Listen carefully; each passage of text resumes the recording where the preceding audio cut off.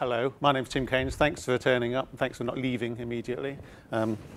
As Tom says, I'm not actually Guy Fernando, who, as we're well aware, is stuck in Delaware. And and I haven't recently sold my business to a large corporation, so I'm not here to talk to you about that today. So what I do live and work in Norwich, which is cool. I do draw pictures on computers as well, which is pretty good. And I like making connections with kind of interesting people, so this is a kind of perfect opportunity to do that. So hopefully I'll make a connection with lots of folks in the room today. So I'll hastily and swiftly move on from this horrible broken slide and say, great.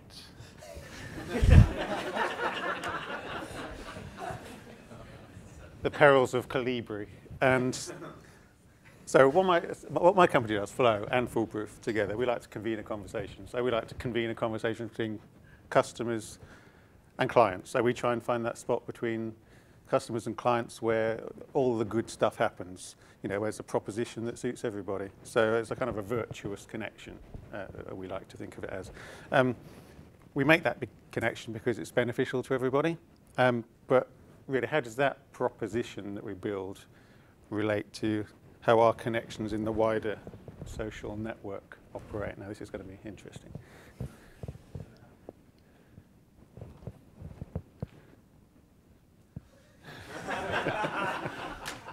So, I think you can get the message now. So in a room like this, I normally find in experience, there's about half of you, in a pretty well-defined split, half of you are kind of actively engaged in the social network, you're communicating, engaging in those conversations and building those relationships. The other half of you just think it's full of toss, really. It's kind of a facilitation for tossers to speak to other tossers about toss, really. You know, so I've got a short story to tell you today, which is kind of an illustration about how making an effort on those social networks to engage with other people and have those conversations can be important and can be beneficial. So, now, let me just wind you back to Norwich in the 1980s, if I might. So, I've always been interested in photography. Curiously, and I'm not quite sure this is, my photographs always seem to end up with me in them. Since this was the 1980s, I was always loitering around the wall on Guildhall Hill, for folks who know, or in the Eton Cottage, in this case, if people know that pub. Kind of smoking tabs and eating huge bags of crisps, as you do. I was mostly unemployed at the time.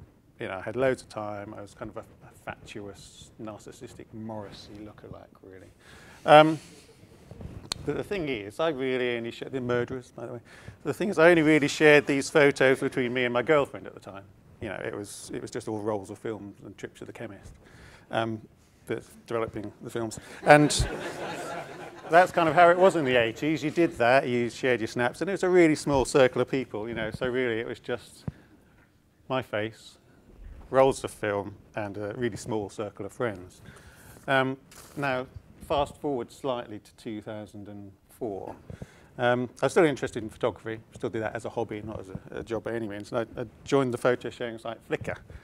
Now, that was kind of the first social network that I really started investing real kind of effort in. So I started having proper conversations and creating those social circles, which enabled me to have those conversations, because that was what being in the network was all about, right? Having those conversations. So, you know, I started quite simple. I just took photos and shared photos of churches, car parks, and recent NUCA graduates and stuff.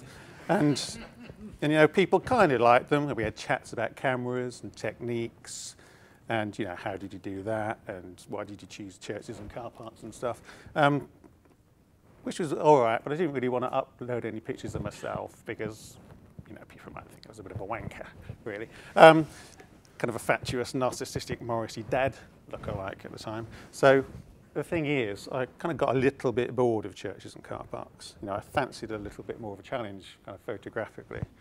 Now, there's all sorts of community groups on Flickr you can join. You can contribute to different kinds of themes, different kinds of styles, different kinds of techniques. And that's one of the reasons you kind of have to tell them you're over 18 when you join, because of some of the themes on Flickr. Anyway, in the meantime, I may have taken the odd photo or two of myself just to test my camera, making sure it was working and stuff. So I uploaded a couple to Flickr. I wondered what kind of groups would be out there possibly interested in self-portraits. You know, as it turns out, thousands of them, because people with cameras tend to take pictures of themselves. Now, I found a group called 365 Days, which is all about self-portraits. So I kind of opted into the group, started a conversation with folks in there. And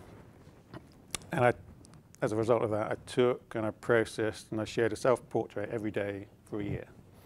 I was supposed to be writing kind of the 17th draft of a globalization strategy, but this was slightly more interesting than that at the time. And really what it was about joining the conversation. You know, there was thousands of others doing the 365 days thing. You got community engagement, you got feedback, critique, and people even use the art word sometimes, which is a bit startling.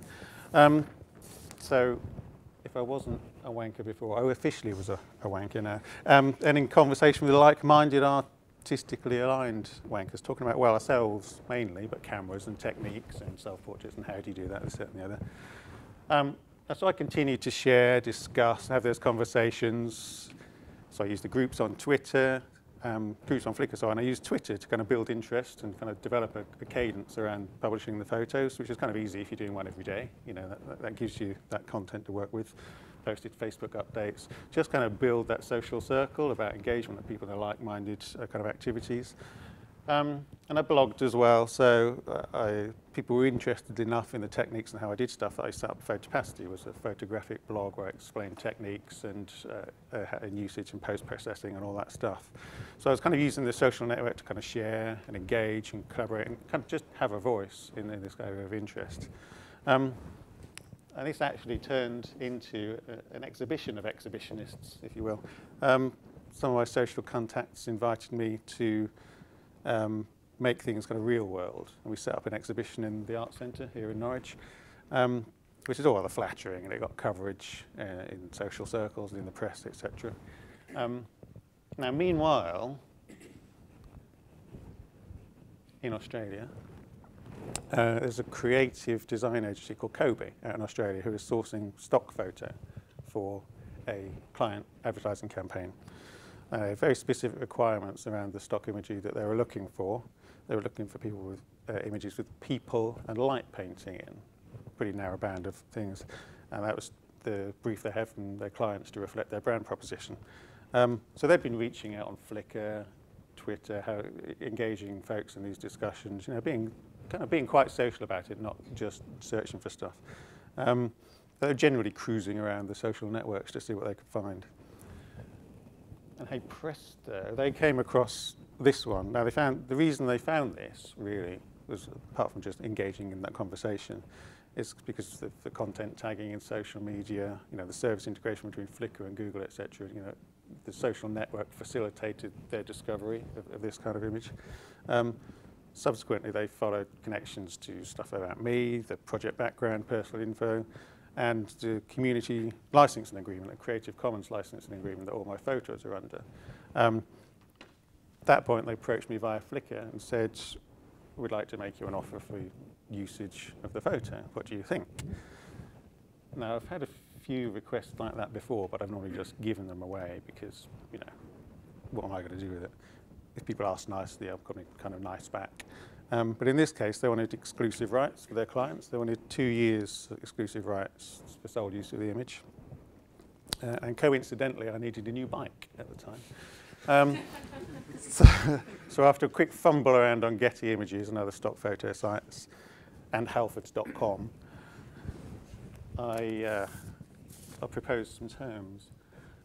Now, in an ideal world, this would be a really large representation of £500. Imagine that, if you will. So the bike I wanted was £500. So the price for my photo was therefore £500.